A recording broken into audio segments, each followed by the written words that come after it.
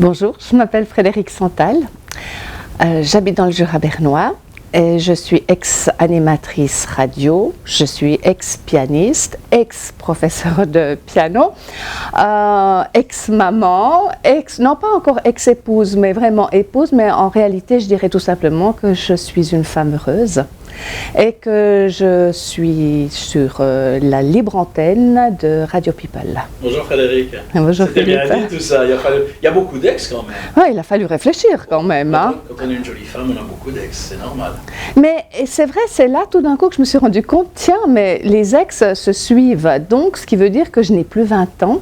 Et c'est vrai, quand on me demande quel âge j'ai, bon, on a toujours un petit peu de peine à dire qu'on est... Non, mais c'est pas une question de coquetterie, mais c'est le fait de se rendre compte comme ça que les années passent et qu'on les accumule, bien sûr, avec tout ce qui s'ensuit, mais les années sont quand même là. Et le fait de se présenter ex, tout d'un coup, te fait prendre conscience, mais c'est vrai, j'ai tout ce ex qui est là, mais je suis vivante, je suis bien, j'aime la vie, ouais, je suis contente. Ah non, mais j'ai jamais vraiment fait corps avec mon image. Alors ça, dès l'enfance, ça m'avait marqué. Et puis après, je voyais des copines qui étaient, à mes yeux, qui étaient belles. Et puis je me disais, ah, je voudrais être comme ça. Et puis après, je voyais les copains, les copines qui étaient intelligents, qui avaient de la facilité à l'école. Je me disais, oh, j'aimerais être comme ça, mais je ne le suis pas. Donc, ce qui veut dire que pendant... Mais c'était quoi cette espèce de dévalorisation? Je ne sais pas. Mais vraiment, mon enfance, quand j'y pense maintenant, mis à part les beaux moments passés avec la famille, mais au moment où j'ai dû m'accepter, moi, accepter mon identité, c'est vrai que j'étais pleine de regrets. J'étais pas du tout ce que j'aurais voulu être. La possibilité de régler ce problème, ça a été à 27 ans de changer mon prénom.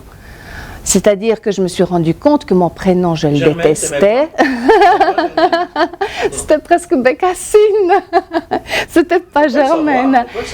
Ah, alors mes parents m'ont appelée Christine. Et... Alors il y a pire comme Attends, ça c'est que le début. Mais après, c'est le sobriquet qui a pris le dessus et on m'appelait Kitty. Ça a été un déclic, un équilibre.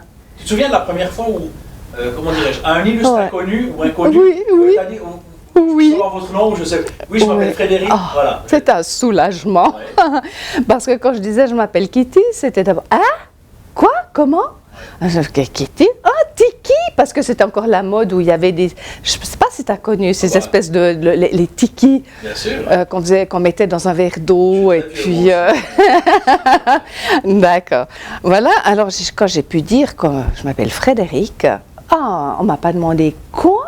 Allez, ok. Et il n'y a pas eu de diminutif de surnom, il y a eu non? Oui, après, Fred, ou Fred, mais ça fait rien, ça ne me dérange pas du tout. Ça me dérange pas du tout. C'était validé par la princesse. Voilà. Donc, le problème identitaire, c'est réglé. Mais un problème d'identité, il y avait vraiment. Oui. On joue de la musique, on est ce côté un peu solitaire, en marge, particulier. Oui. Tu l'as en toi, c'est ta personnalité. Oui, j'en ai besoin. Oui. D'être seul. Voilà. Mais vraiment, tout ce que je demande, c'est qu'on ne me demande rien. Hein. C'est laissez-moi, oubliez-moi.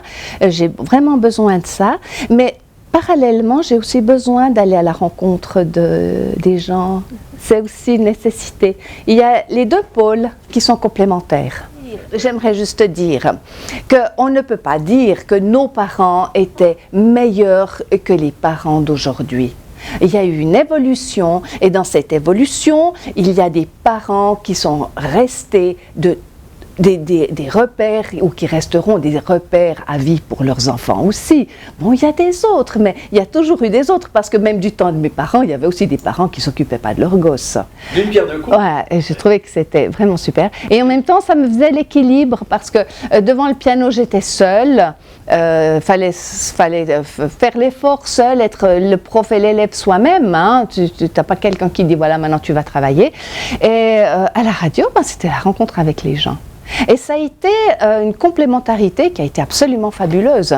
Je me suis éclatée à 200% là. Le jour où je me suis fait une vitre Pendant 2 mois, chaque fois qu'elle me regardait, elle rigolait, Fanny. Bon, ça, je me suis cassé le nez et puis cassé une dent. C'est quoi faire une vitre?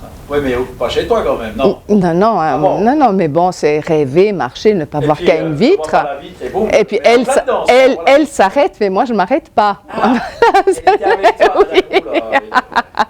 Et c'était le plus gros fou rire de sa vie. Je vois. Toi, la peste, oh là là, la peste, oui. Voilà. Qu'est-ce que je dis? Oui, c'est génial Facebook.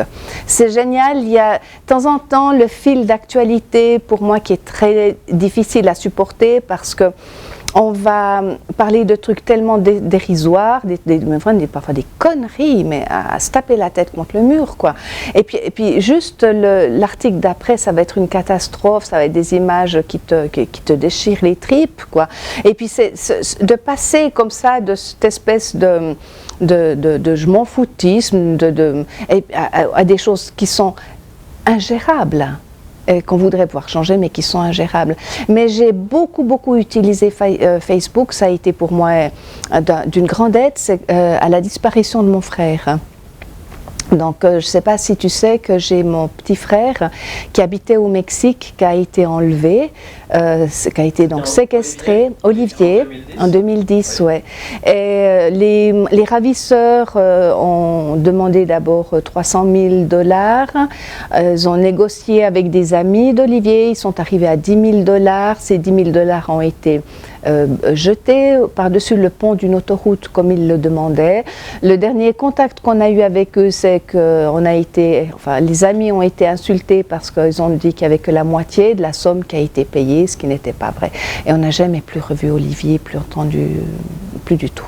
Voilà. J'arrive à mettre ça au fond de mon cœur, de vivre avec, et quand même la vie continue.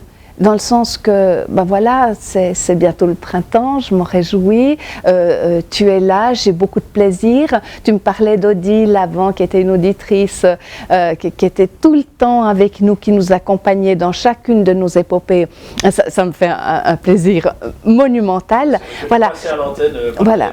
Donc, il y a une grande part d'ombre à l'intérieur, mais comme chez tout le monde, parce que où il y a de la vie, il y a aussi des drames, il y a des séparations, il y a de la maladie, il y a tout ce qu'on veut.